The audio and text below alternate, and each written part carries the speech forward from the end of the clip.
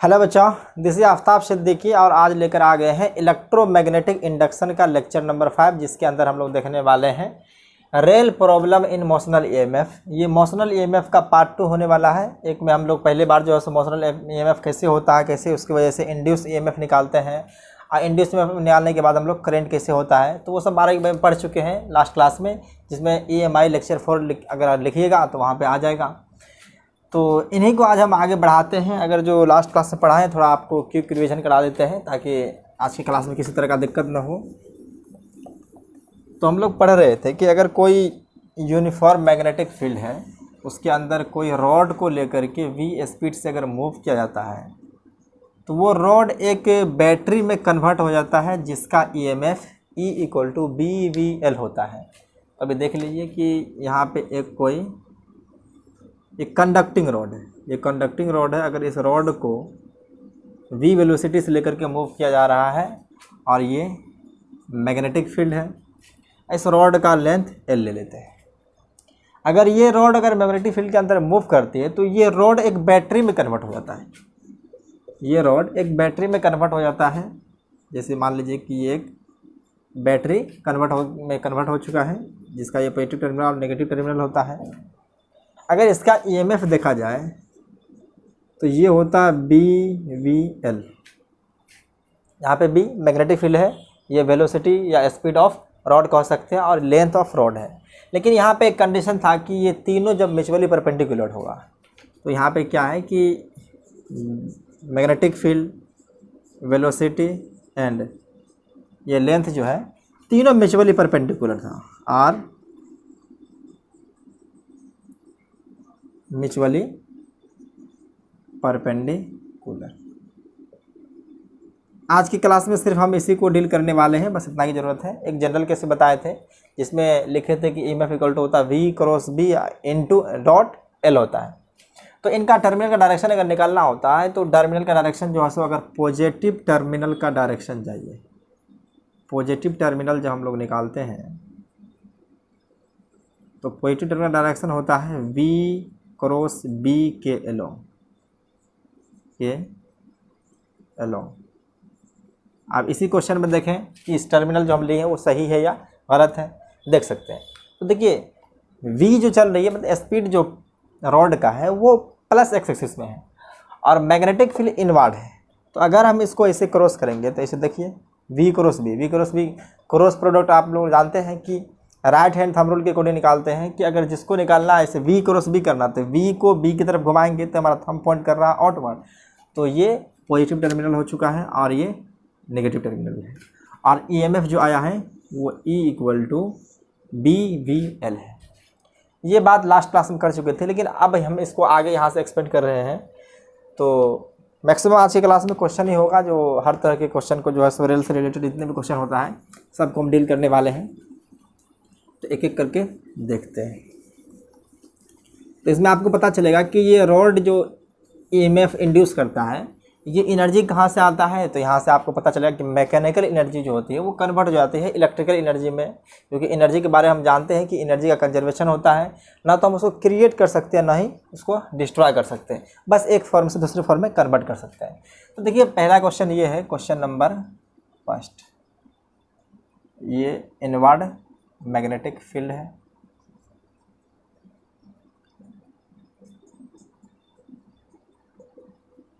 यहाँ पे एक रेल ट्रैक बना देते हैं।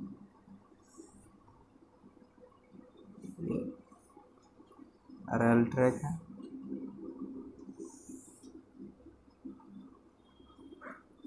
और यहाँ पे एक रॉड है जो कि मूव कर रहा है V वेलोसिटी से। ये रॉड जो है कंडक्टिंग रॉड और ये मूव कर रही है, जिसका वेलोसिटी V0 है। V0 मान लिए। अब इनको एक एक्सटर्नल रेसिस्टर से या एक्सटर्नल सोर्स से या लोड से इसको कनेक्ट कर देता है, जिनका रेसिस्टर है R है। ये जो रेल ट्रैक है ये फ्रिक्शन लेस है और इसका रेसिस्टेंस भी 0 ही मान लेते हैं। ये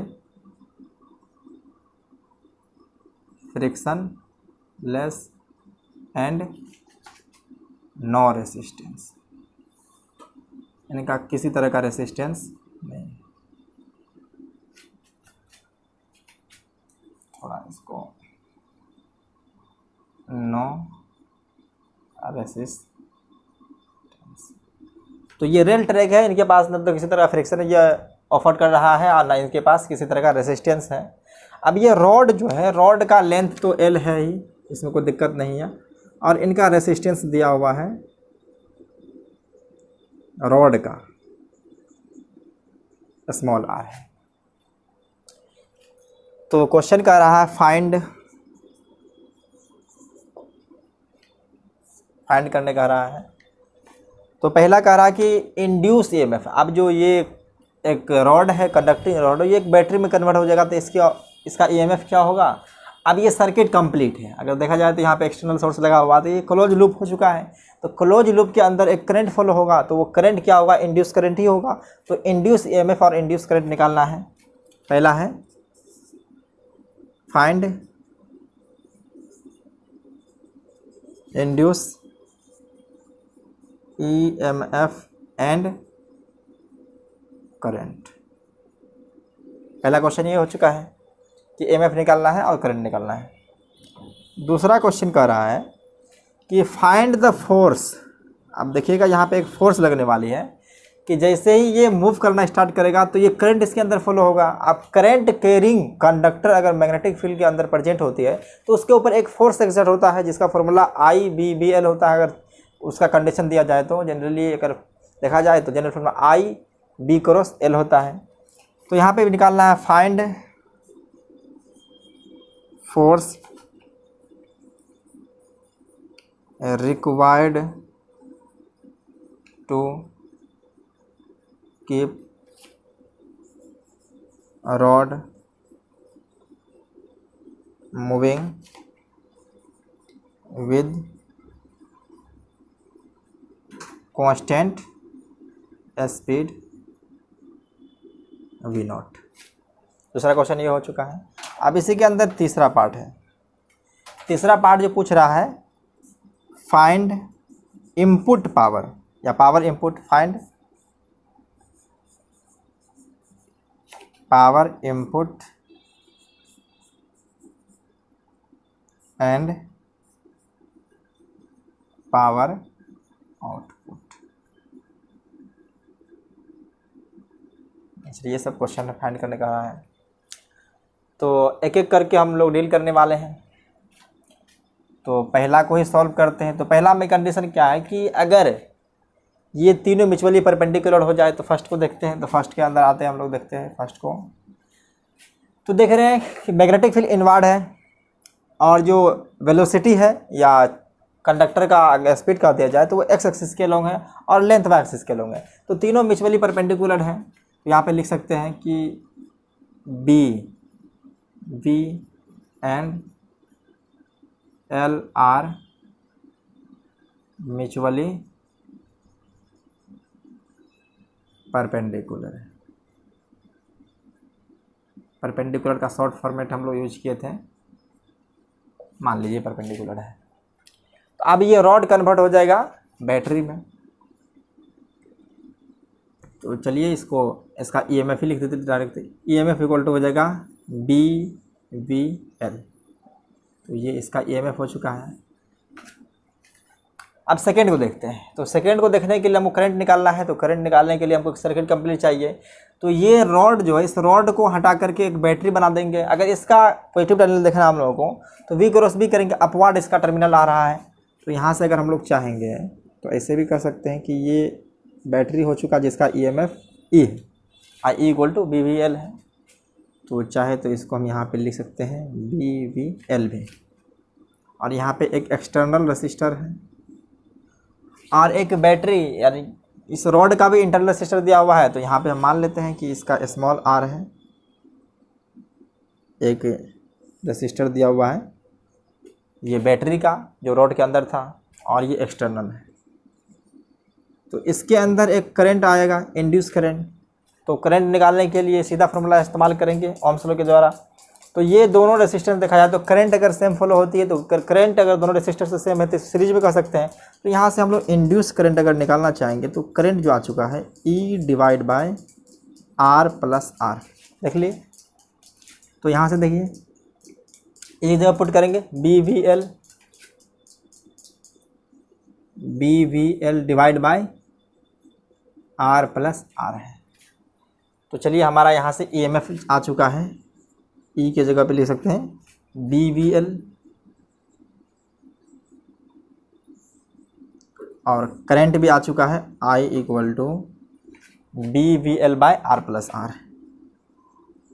BVL divide by R plus R। तो ये करंट आ गया है, इसका ज़रूरत पड़ेगा इसलिए हम लिख लिए यहाँ पे। तो फर्स्ट पार्ट सॉल्व हो चुका है। सेकेंड पार्ट हमको देखना है कि कितना फोर्स अप्लाई करें, कितना फोर्स रिक्वायर्ड है कि जो रॉड है वो कांस्टेंट वेलोसिटी V0 से मूव करेगा। तो फर्स्ट पार्ट देख लिया है, तो इसको अगर लिखना चाहें तो लिख सकते हैं। चलिए सेकेंड पार्ट में हम लोग आते हैं। सेकेंड पार्ट में हमको फोर्स निकालना है। तो अब बात पता चल चुका है कि ये रॉड, हम सिर्फ इस रॉड को उठाएंगे तो अब इस रॉड के अंदर से एक करंट फॉलो होने लगा है इस डायरेक्शन में। देखिए करंट डायरेक्शन यही है, करंट का डायरेक्शन जो है सो इस तरह से है। तो अब ये करंट कैरिंग कंडक्टर एक यूनिफॉर्म मैग्नेटिक फील्ड है जो कि B है, उसके अंदर जब आ चुका है तो इसके ऊपर एक फोर्स एक्सपीरियंस होगा।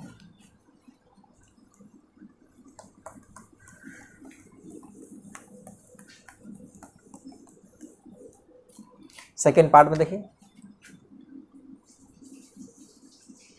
ये इस तरह से 2 लिखा, तो ये यूनिफॉर्म मैग्नेटिक फील्ड है।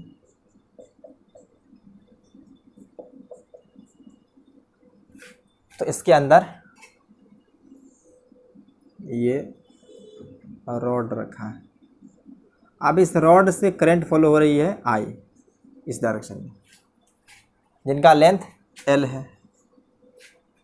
तो करंट कैरिंग कंडक्टर अगर मैग्नेटिक फील्ड के अंदर होती है तो उसके ऊपर एक फोर्स लगती है जिसका फॉर्मूला आप जानते हैं, F, इसको B कह सकते हैं, I L क्रॉस B, ये फॉर्मूला होता है।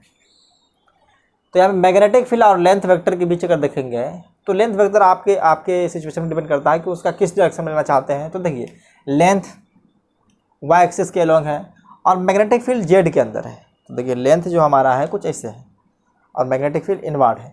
तो इन दोनों के बीच का एंगल 90 डिग्री है। तो यहाँ से FB जो सिंपली आ सकता है वो FB को लिख सकते हैं ILB साइन 90, या सीधा FM जो आ चुका है, या FB इसको कहें, बात एक ही है, FB इक्वल टू ILB। अब I के जगह आप पुट कर सकते हैं वैल्यू, ये BVL डिवाइड बाय R हो जाएगा। तो यहाँ पे देखिए I के जगह पे L और B है, तो L स्क्वायर, यहाँ भी L स्क्वायर B स्क्वायर है, तो यहाँ से आ जाएगा L square B square V divide by R plus R। ये मैग्नेटिक फोर्स इसके ऊपर एक्सपीरियंस होगा। मैग्नेटिक फोर्स डायरेक्शन निकालना है तो L क्रॉस B से ही निकाल लीजिए। तो L क्रॉस B, तो L क्रॉस B करना है तो मैग्नेटिक फोर्स जो लगेगा वो कुछ इस डायरेक्शन में लगेगा, ये इस डायरेक्शन में मैग्नेटिक फोर्स लगा है। अब इनके ऊपर मैग्नेटिक फोर्स FB अगर एग्जर्ट हो रहा है तो हमको कितना फोर्स लगाएं ताकि ये कांस्टेंट वेलोसिटी से मूव करेगा। तो कांस्टेंट वेलोसिटी से मूव करने के लिए किसी भी ऑब्जेक्ट के ऊपर नेट फोर्स 0 होना चाहिए।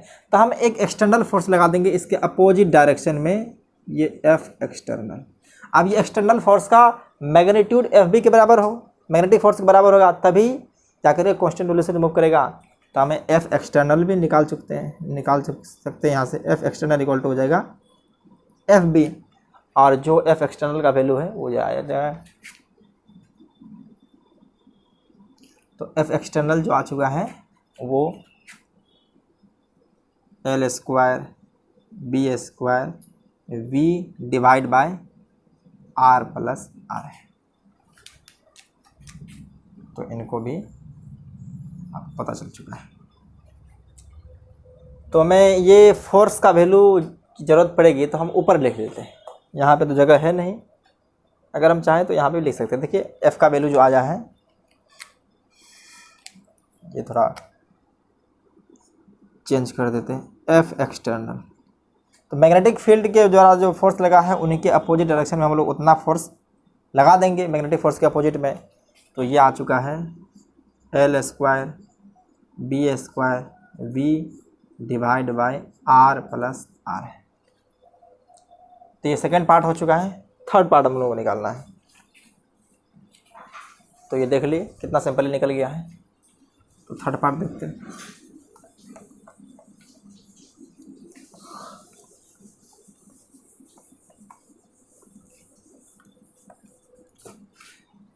तो यहाँ पे पावर इनपुट जो दी है वो एक्सटर्नल फोर्स जब हम लगाएं तो एक्सटर्नल फोर्स के द्वारा ही पावर डिलीवर किया गया है। तो यहाँ पे हमको निकालना है पावर इनपुट। तीसरा जो है वो पावर इनपुट, और ये इनपुट पावर जो आया है वो एक्सटर्नल फोर्स की वजह से आया है। ये एक्सटर्नल फोर्स की वजह से आया है। तो पावर का फॉर्मूला आप पढ़े होंगे, जो पावर का फॉर्मूला होता है एफ डॉट वी। देखिए एफ डॉट वी हो सकता है। देखिए यहाँ पे पावर इनपुट का, तो पावर इनपुट जो देखने वाले हैं हमको एफ एक्सटर्नल और डॉट वी। तो देखिए ये पावर का फॉर्मूला आप वर्क पावर एनर्जी जब पढ़ेंगे तो वहाँ पे आप देखिएगा कि पावर डिलीवरी इक्वल टू क्या, फोर्स इनटू वेलोसिटी, मतलब फोर्स डॉट वेलोसिटी होता है। तो हम इसका फॉर्मूला डायरेक्ट लगा दिए यहाँ से। तो एक्सटर्नल फोर्स और वेलोसिटी इन दोनों के बीच का अगर एंगल देखेंगे तो ये जो फोर्स रिक्वायर्ड हुआ था, आप देखिए मैग्नेटिक फील्ड जो हुआ था, मैग्नेटिक फोर्स मैग्नेटिक फील्ड की वजह से आया था इस डायरेक्शन में, और मैग्नेटिक एक्सटर्नल फोर्स जो अप्लाई किए थे वेलोसिटी की डायरेक्शन में लगाए थे। तो इन दोनों के बीच का एंगल 0 आ जाएगा। तो यहाँ से आप लिख सकते हैं F external V naught cos 0। तो एफ एक्सटर्नल हम लोग निकाले हैं। देखिए L square B square divide by R square plus V square into V है। तो अब ये जो था वी नॉट ही, क्योंकि हम लोग इनिशियल स्पीड जो लिए हैं वो वी नॉट है। तो आप देखिए सब कॉन्स्टेंट का वी नॉट आ जाएगा यहाँ से। तो पी इनपुट पावर जो आ चुका है वो एल स्क्वायर बी स्क्वायर और वी नॉट का square divide by R plus R है। देख लीजिए पावर इनपुट भी मिल चुका है और पावर आउटपुट निकालना है हमको। तो देखिए यहाँ पे पावर आउटपुट निकाल रहे हैं। तो पावर आउटपुट जो है वो पावर आउटपुट किस में गया है, ये एक्सटर्नल सर्किट में मतलब ये यूज हुआ गया है ये रेसिस्टेंस में। तो ये हो जाएगा, ख़त्म हुआ है रेसिस्टेंस में। आइए ऐसे करते हैं डेसीपेटेड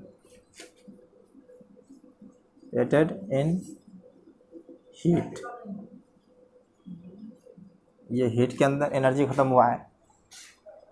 तो आप इसके वजह से पावर आउटपुट निकालना है तो जानते हैं आई स्क्वायर इंटू आर। तो यहाँ पे आर 2 है, एक स्मॉल आर है एक कैपिटल आर है। ये एक्सटर्नल सोर्स का है और ये जो है सो इनका कंडक्टर का। तो आई का वैल्यू देखिए यहाँ से B square V square L square divide by R plus R हो जाएगा। तो ये आ जाएगा B square V square L square और divide by R plus R का square into R plus R है। तो यहाँ से स्क्वायर और ये ख़त्म हो जाएगा। तो एग्जैक्ट आउटपुट पावर भी आपको इनपुट पावर के तरह दिख रहा होगा। तो यहाँ से लिख सकते हैं इसी फॉर्मेट में, जैसे एल स्क्वायर बी स्क्वायर और वी नॉट का स्क्वायर और divide by R plus R है। तो देखिए जितना इनपुट पावर दिए उतना आउटपुट पावर मिल चुका है। तो अब यहाँ से ये पावर जो दिए थे हम एक्सटर्नल फोर्स लगाए थे, एक्सटर्नल फोर्स लगाए थे तो मैकेनिकल वर्क किए थे। तो अब ये मैकेनिकल वर्क कन्वर्ट हो रहा है ये इलेक्ट्रिकल एनर्जी में। जो मैकेनिकल एनर्जी होती है, मैकेनिकल वर्क से क्या होगा, मैकेनिकल एनर्जी देंगे और वो मैकेनिकल एनर्जी कन्वर्ट हो चुका है यहाँ पे इलेक्ट्रिकल एनर्जी के फॉर्मेट में। तो यहाँ पे देख सकते हैं कि सिंपली जो है आप कह सकते हैं कि जो इनपुट पावर है ये बिल्कुल आउटपुट पावर के बराबर आ चुका है। तो देख लीजिए, इसको एक बार लिखना चाहें तो लिख लीजिए, हम एक स्टेटमेंट लिखने वाले हैं, लिख लिए। तो देखिए यहाँ पे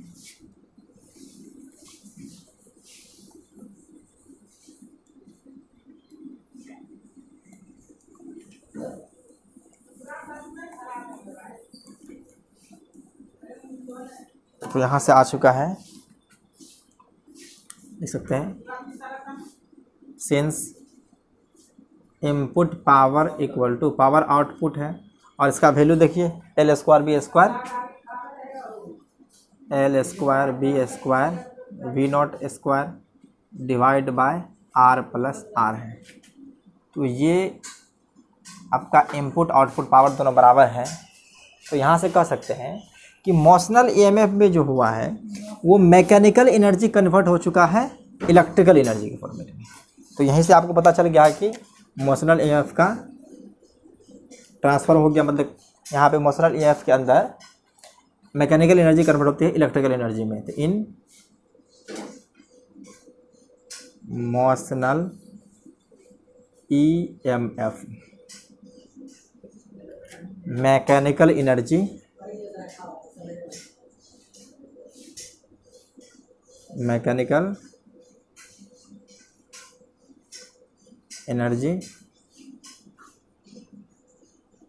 कन्वर्ट इनटू इलेक्ट्रिकल एनर्जी। क्योंकि एक बात बेसिक प्रिंसिपल तो आप जानते हैं कि एनर्जी का कंजर्वेशन हमेशा वैलिड होती है। तो ये एनर्जी जो इंड्यूस ईएमएफ के जरिए आया है, ये इलेक्ट्रिकल एनर्जी आया, तो ये इलेक्ट्रिकल एनर्जी किस फॉर्मेट में ये कन्वर्ट हुआ है, तो मैकेनिकल एनर्जी जो है, क्योंकि हम एक्सटर्नल वर्क करते हैं तो एक्सटर्नल वर्क करने के बाद हमको कुछ मैकेनिकल एनर्जी देना पड़ता है। अब मैकेनिकल एनर्जी कन्वर्ट हो चुका है यहाँ पे इलेक्ट्रिकल एनर्जी। तो आप बात देख चुके हैं क्या हो रहा है मोशनल ईएमएफ के अंदर। तो ये फर्स्ट क्वेश्चन था। तो सेकंड क्वेश्चन हम लोग लेते हैं, उस पर थोड़ा और डीप में जाएंगे, तो इसको एक बार पॉज करके जरूर लिखें। तो सेकंड क्वेश्चन पे आते हैं हम लोग। ये सेकंड क्वेश्चन है। तो फिर सेकंड क्वेश्चन में दे रहे हैं कि यहाँ पे यूनिफॉर्म इनवर्ड मैग्नेटिक फील्ड है, जिसको हम लोग क्रॉस से रिप्रेजेंट कर दिए। इसके अंदर फिर से रेल ट्रैक है और ये कुछ इस तरह से है।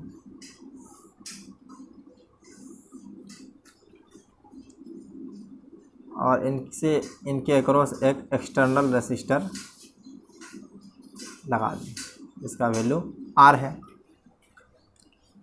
अब यहाँ पे initially rod T equal to 0 पे,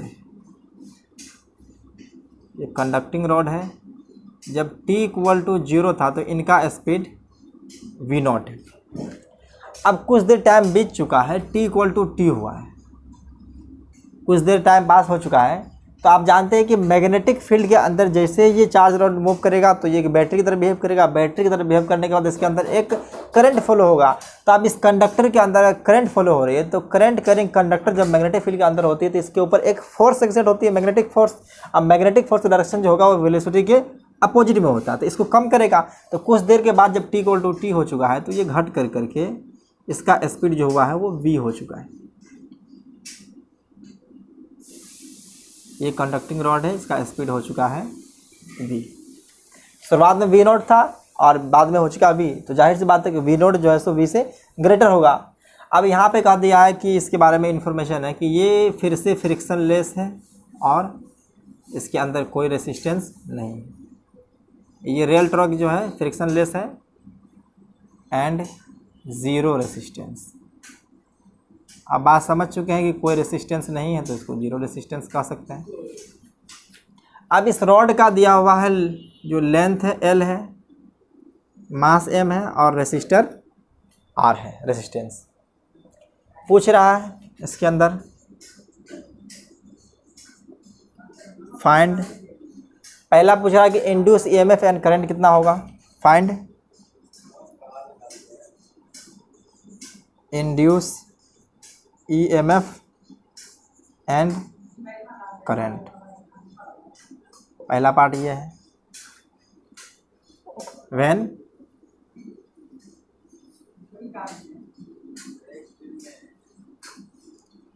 स्पीड, चलिए नीचे कर देते हैं, व्हेन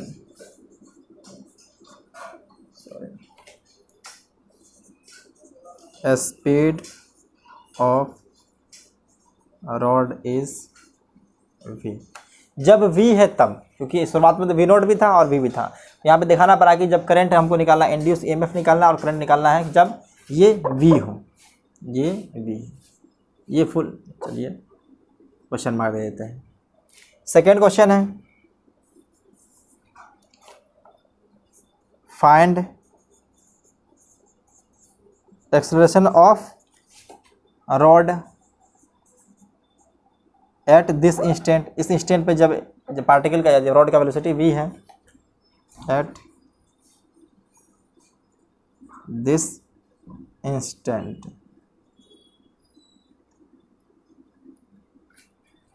एक्सेलरेशन चाहिए जब पार्टिकल रॉड का वेलोसिटी v है। तीसरा है,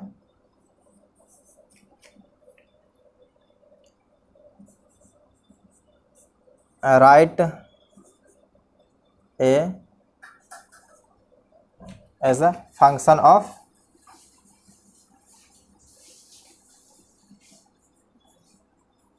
v, तो v के फंक्शन में लिखना है a को, ये थर्ड क्वेश्चन हो चुका है। और फोर्थ क्वेश्चन जो है, फोर्थ है, right v as a function of x, x के फंक्शन में लिखना है v को, पहले a को लिखना है v के फंक्शन में, उसके बाद ये v को लिखना है x के फंक्शन में। और पांचवा क्वेश्चन कह रहा है, find distance covered by rod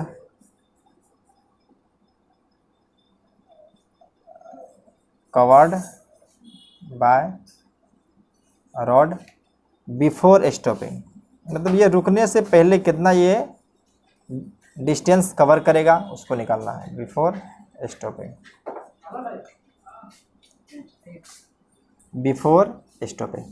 तो आप लोग एक बार इसको पॉज करके ट्राई कर सकते हैं।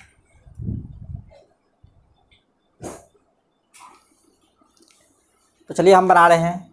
तो देखिए यहाँ से ईएमएफ तो आसानी से निकाल सकते हैं। देखिए हम ईएमएफ को यहीं पे लिख देते हैं।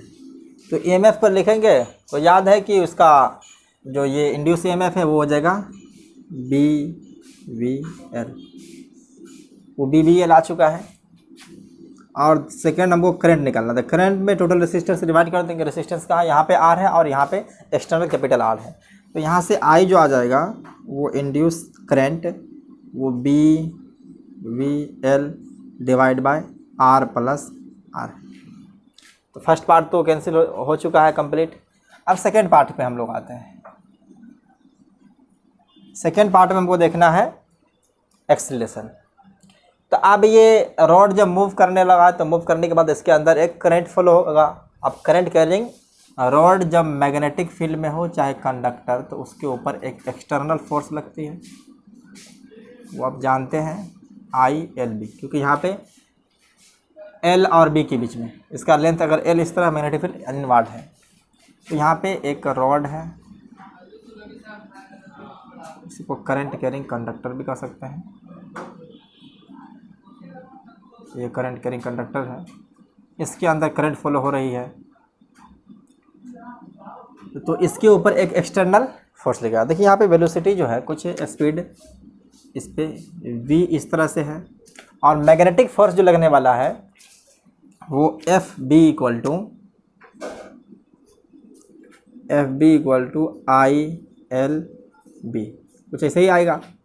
तो ILB का डायरेक्शन जो होगा इसके अपोजिट में। देखिए ILB तो L क्रॉस B होता है जनरली, इसका LB। अगर ऐसे एक रूल बताए थे कि राइट हैंड पाम रूल, अगर हमको मैग्नेटिक फोर्स डायरेक्शन निकालना है तो अपने फिंगर को करना मैग्नेटिक फील्ड डायरेक्शन में थंब को करंट डायरेक्शन में, थंब को करंट डायरेक्शन में, और हमारा पाम जो देगा डायरेक्शन वो मैग्नेटिक फोर्स का देगा।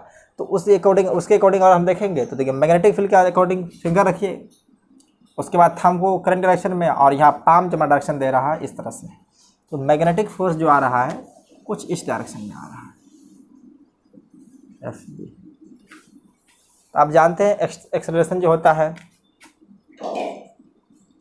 एक्सेलरेशन निकालना है तो F net divide by M. यहाँ से एक्सेलरेशन आ चुका है I L B by M, I L B divide by M है। तो आई का वैल्यू पुट कर सकते हैं, तो बी वी एल तो आ जाएगा I equal to L square B square B divide by R plus R into M कर सकते हैं, ये एम आ चुका है। तो एक्सेलरेशन भी मिल चुका है जब स्पीड v है, L square B square v divide by M into R plus R, ये एक्सेलरेशन भी मिल गया। अगर एक्सेलरेशन चाहे तो हम यहाँ पे लिख सकते हैं, चलिए यहीं पे एक्सेलरेशन को लिख देते हैं। एक्सेलरेशन आया है एल स्क्वायर बी स्क्वायर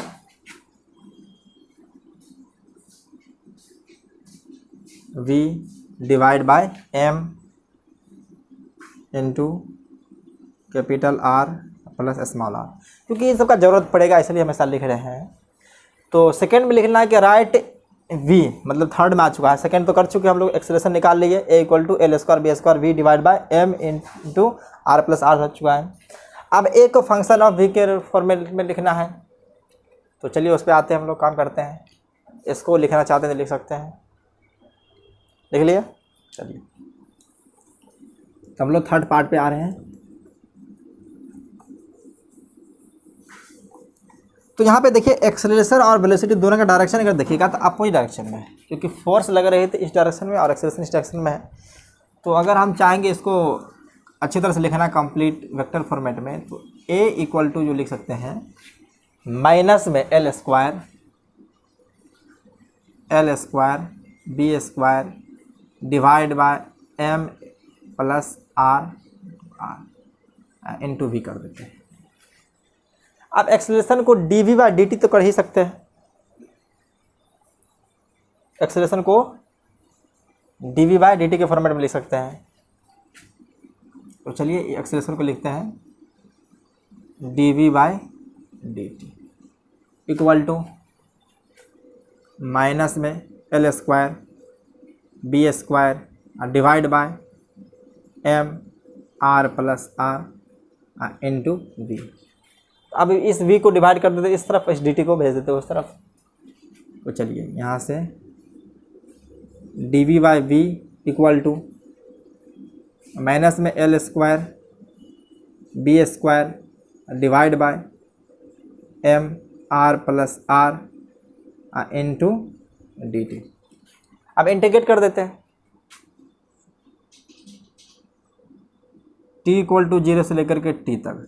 तो t इक्वल टू 0 पे वेलोसिटी क्या था, v नॉट था, तो इस पे v नॉट आ जाएगा, और t इक्वल टू टी पे v है। तो ये बहुत ही फेमस इंटीग्रेशन आप जानते हैं कि dx बाई एक्स जो होता है वो ln x होता है।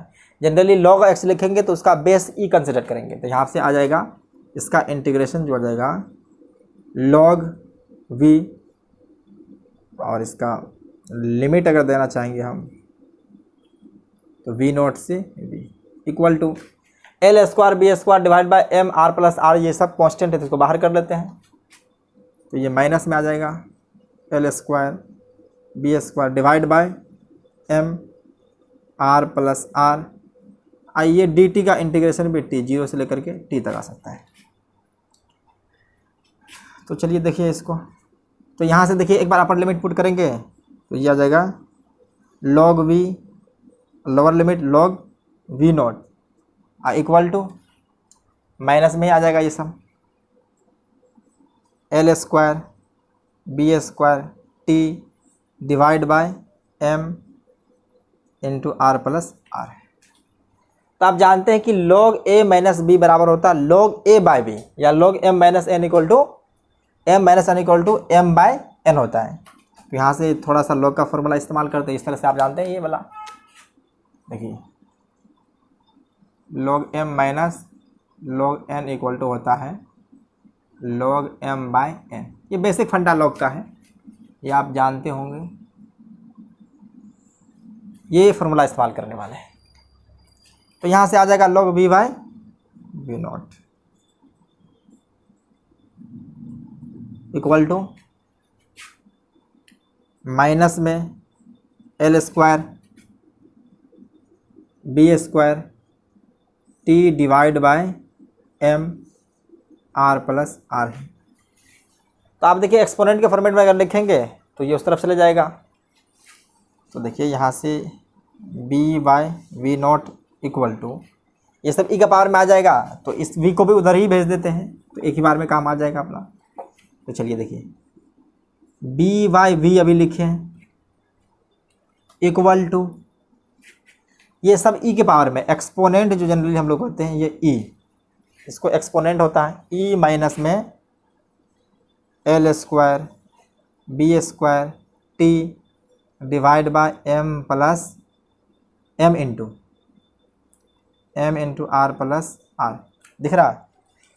थोड़ा बड़ा कर देते हैं, ये कुछ छोटा हो रहा है, तो ये हो जाएगा m into R plus are.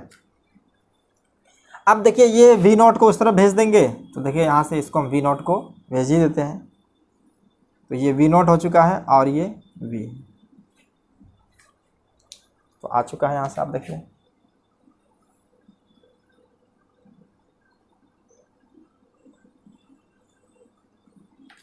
Question क्या था, write a as a function of v।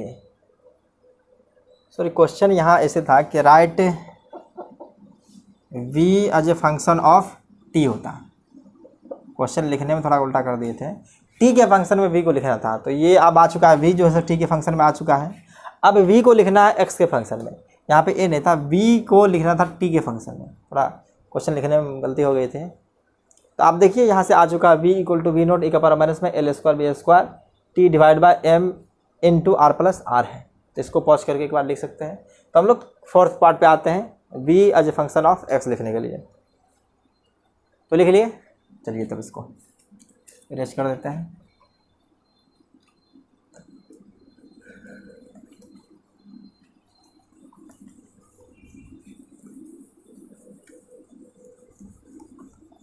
Question number 4 करने वाले हैं,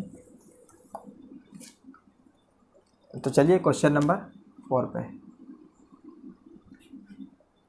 तो फिर से यहीं से लेके चलेंगे। अगर इसको हम लिखेंगे a इक्वल टू, तो माइनस में L square B square V divide by m R plus R आ जाएगा। अब देखिए इस a को ऐसे भी लिख सकते हैं, इस a को चाहेंगे तो v dv बाय एक्स भी लिखते हैं। अब देखिए कैसे लिखते हैं, थोड़ा गौर कीजिएगा। जैसे a को लिखते हैं dv बाय dt, इसको dx बाय dx से मल्टीप्लाई कर सकते हैं। तो ये देखिए dx बाय dt ये हो जाएगा v, तो ये v आग कर देंगे बाहर, तो v dv बाय dx। देख लिए ऐसे होता है। ये आप लोग काइनेमेटिक्स के अंदर पढ़े होंगे, अगर अच्छी तरह से ध्यान दे होंगे तो, और नहीं दिए हैं तो अभी देख लीजिए। v dv by dx equal to आप आ जाएगा ये माइनस में L square B square v divide by m R plus R आ चुका है।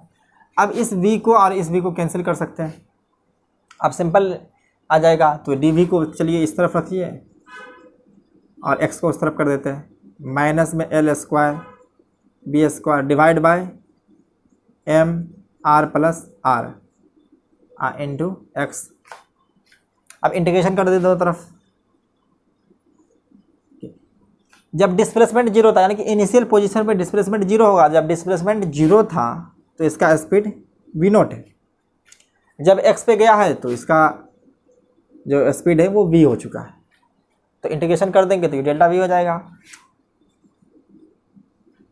इसको डेल्टा वी कर सकते हैं, और डेल्टा वी इसका लिमिट देखेंगे तो वी नॉट से वी की तरफ, और ये कांस्टेंट पार्ट है, तो ये डी एक्स था, ये डी एक्स था, तो डी एक्स का इंटीग्रेशन तो एक्स ही आ जाएगा। ये माइनस को बाहर कर लेते हैं, माइनस एल स्क्वायर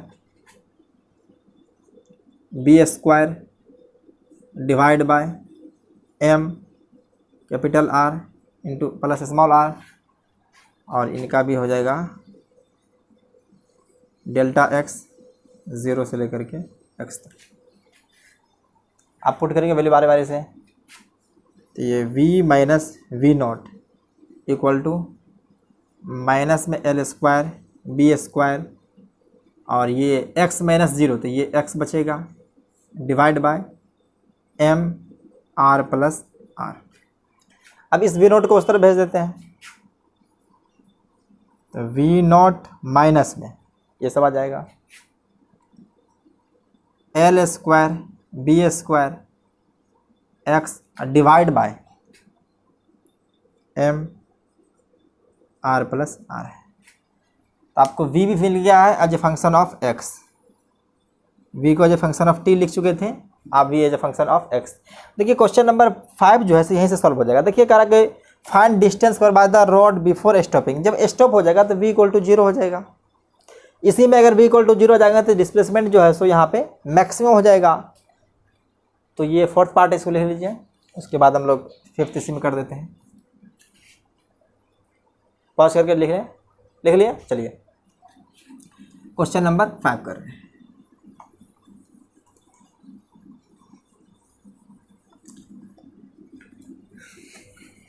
इसको भी रहने दीजिए, ऐसा काम ही है।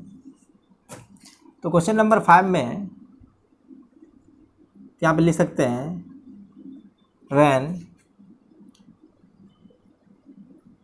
a speed of rod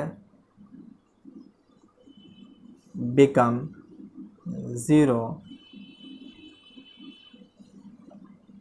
तो डिस्प्लेसमेंट क्या होगा, मैक्सिमम वही होगा, डिस्प्लेसमेंट विल बी मैक्सिमम।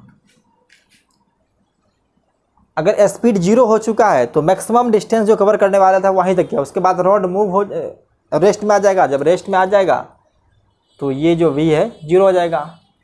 तो यहाँ पे लिख सकते हैं चूँकि v equal to 0 then x equal to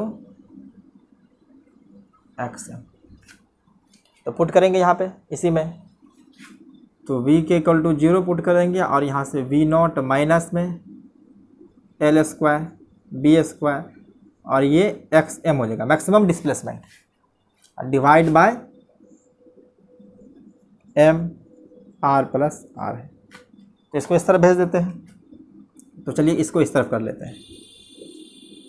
तो ये एक्स एम इंटू कर देते हैं L square B square divide by M R plus R equal to V not.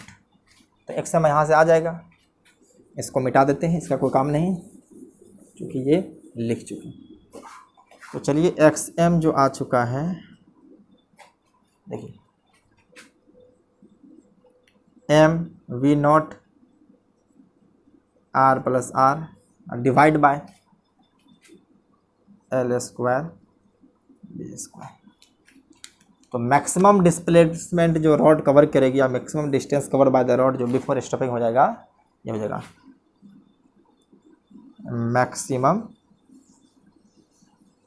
Displacement of rod before stopping,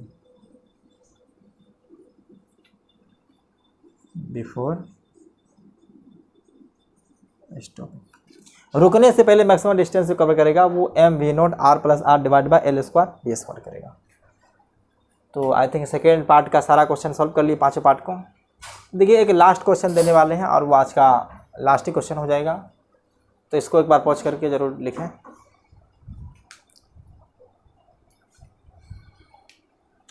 question number 3 तो यहाँ पे एक rail track बनाया हुआ है,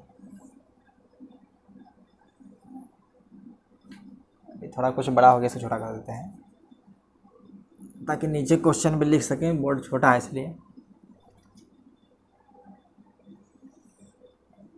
जैसे देखिए अभी ये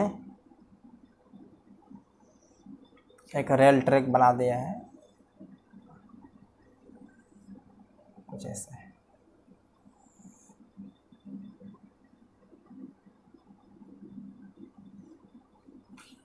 इस रेल ट्रैक के अंदर एक रॉड है,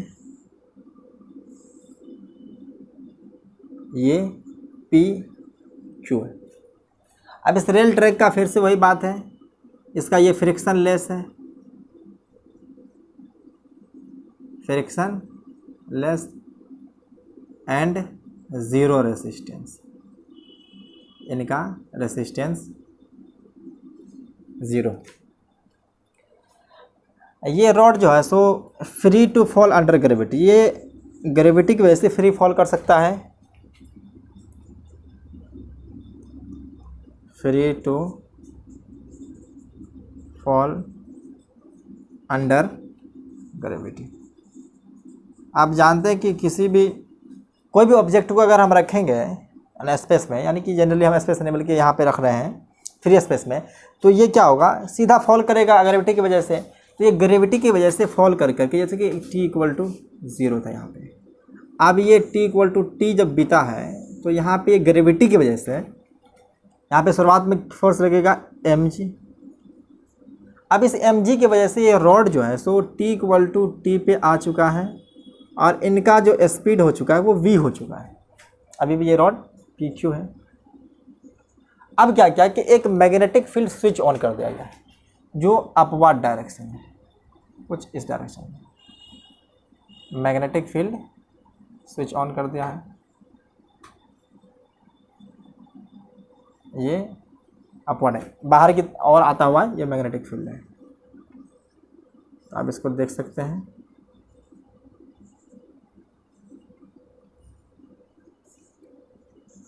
क्वेश्चन आपको समझ में आ गया होगा कि एक रेल ट्रैक लिया गया है, वहाँ पे पी क्यू रॉड है, वो जैसे ही रखे वर्टिकल प्लेन में, तो वर्टिकल प्लेन में एम जी की वजह से नीचे फॉल करना चाहेगा। टी इक्वल टू टी जब बीता है तो ये स्पीड इसके पास आ चुका है we.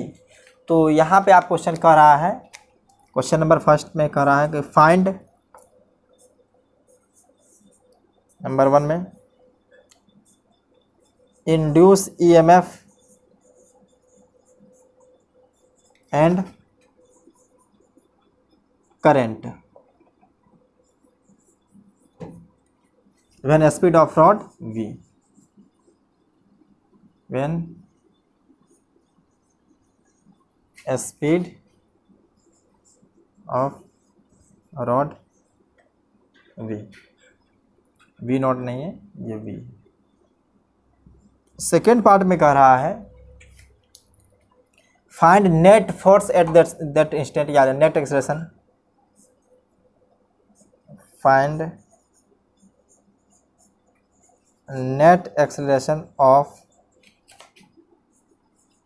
rod at that instant, उस इंस्टेंट पे नेट एक्सेलरेशन क्या होगा, क्योंकि एक फोर्स mg तो नीचे लगेगा ही, और जैसे मूव करना स्टार्ट करा करंट फ्लो होगा, तो current carrying conductor magnetic field के अंदर जब आती है तो उसके ऊपर एक मैग्नेटिक फोर्स एक्सर्ट होता है। तो वो मैग्नेटिक फोर्स और ग्रेविटेशनल फोर्स दोनों की वजह से इस रॉड के ऊपर में फोर्स एक्सर्ट होगा, तो वो नेट एक्सेलरेशन क्या होगा वो निकालना है। तीसरा पूछ रहा है when an acceleration of rod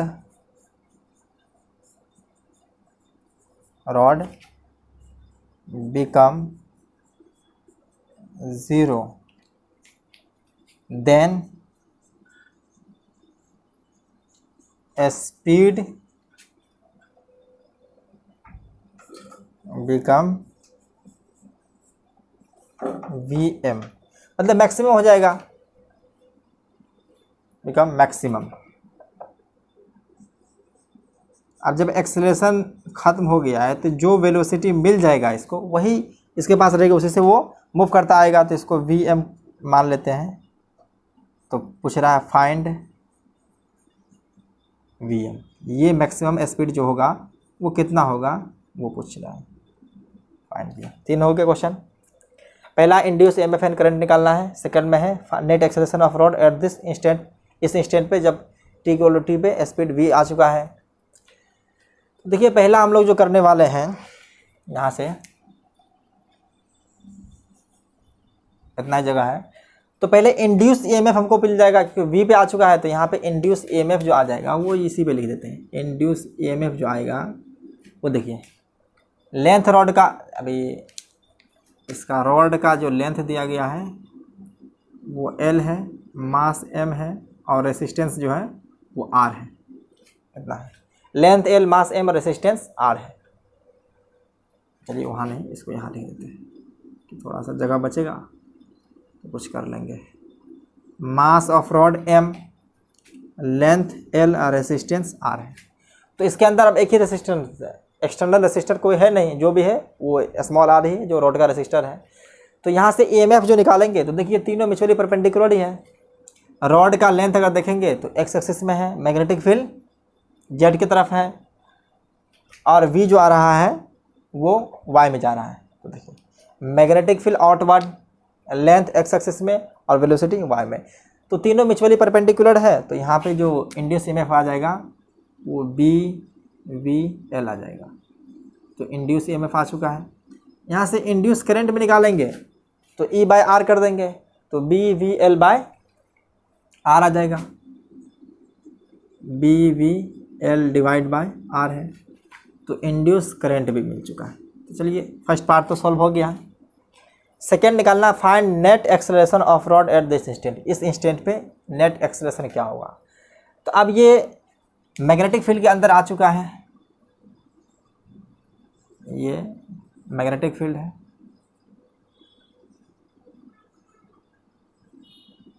इसके अंदर रॉड है। तो ये रॉड है इस तरह से। अब इसके अंदर करंट फ्लो होगी, तो करंट फ्लो होने के लिए जो हम लोग EMF देखेंगे तो EMF का डायरेक्शन जिस तरफ होगा उसी तरफ करंट का डायरेक्शन हो जाएगा। तो EMF का डायरेक्शन निकालने के लिए हम लोग क्या करते हैं, V क्रॉस B करते थे। तो देखिए V नीचे है और B बाहर तरफ है, V क्रॉस B, देखिए V नीचे की तरफ है और B बाहर है, तो V क्रॉस B करेंगे इस तरफ। तो करंट का डायरेक्शन जो आ रहा है ये कुछ ऐसे आ रहा है, तो डायरेक्शन ऐसे आ रहा है। तो इसमें करंट जो फॉलो हो रही है कुछ इस डायरेक्शन में हो रही है। तो करंट इस डायरेक्शन में हो रही है। एक फोर्स तो इसके ऊपर लग रहा है mg, क्योंकि ये डाउनवर्ड एक्सेलरेशन जो हमेशा डाउनवर्ड फोर्स लगेगा वो mg तो लगेगा ही। और ये लेंथ इसका L है, लेंथ L है।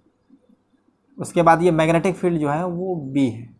यहाँ पे दे देगा जो मैग्नेटिक फील्ड है, जब नहीं कुछ कहा जाए तो इसको B ही कंसिडर करेंगे, मैग्नेटिक फील्ड B। तो अब ये current carrying conductor magnetic field के अंदर जब आती है तो इसके ऊपर एक फोर्स एग्जर्ट होगी। तो फोर्स जो एग्जर्ट होगी तो उसका फोर्स का फॉर्मूला होता है Fm इक्वल टू या FB कर सकते हैं।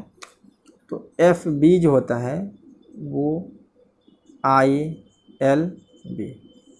इसका डायरेक्शन निकालने के लिए राइट हैंड पाम इस्तेमाल करेंगे, तो अपने फिंगर को करेंगे मैग्नेटिक फील्ड डायरेक्शन में और करंट के डायरेक्शन में थंब को करेंगे, तो हमारा पाम जो देगा वो मैग्नेटिक फोर्स डायरेक्शन देगा।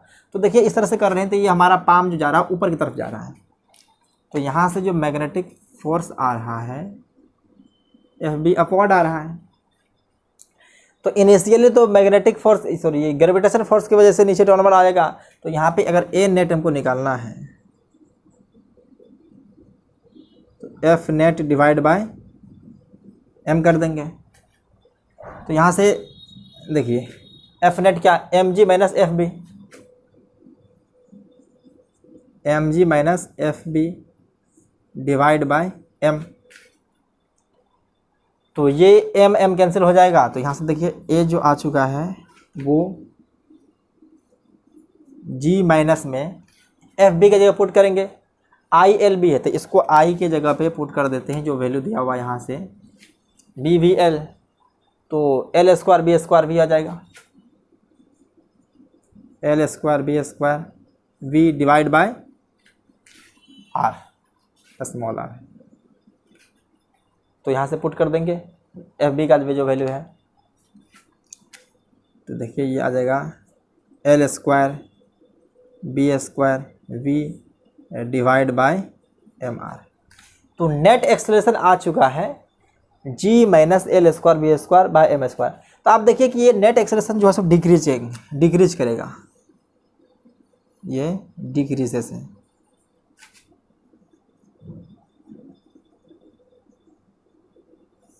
अब देखिए जैसे जैसे वेलोसिटी इंक्रीज करेगी, क्योंकि डाउनवर्ड जब आएगा तो वेलोसिटी इंक्रीज करेगा, वेलोसिटी जैसे इंक्रीज करे तो एक्सेलरेशन डिक्रीज होगा।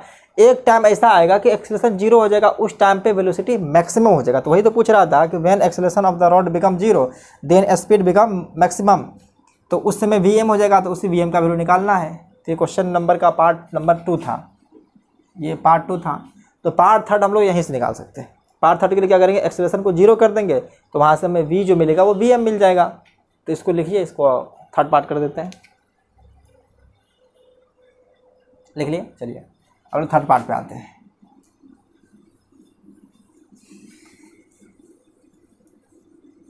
इसको रहने दीजिए, अभी इसका काम है। थर्ड पार्ट क्या कह रहा है, when A equal to zero B equal to B M, तो ये मैक्सिमम हो जाएगा। तो इस पुट कर देंगे इसको। तो यहाँ से देखिए A equal to G minus L square B square V divide by M R है। तो अब इनको जैसे ही पुट करेंगे जीरो, तो जी माइनस में एल स्क्वायर, ये एल स्क्वायर है, B square divide by M R, और ये हो जाएगा वी एम। मैक्सिमम स्पीड जो गेन करेगा पार्टिकल जब उसके ऊपर एक्सेलरेशन जीरो हो जाएगा, तो ये कांस्टेंट वेलोसिटी से डाउनवर्ड मूव करता जाएगा। तो यहाँ से वी एम निकाल सकते हैं। इसको मिटा दें, इसका कोई काम नहीं। तो वी एम जो आ चुका है वो देख लीजिए, ये जी इस तरफ आ जाएगा और इनको भेज देंगे इस तरफ। तो चलिए एक बार और कर देते हैं।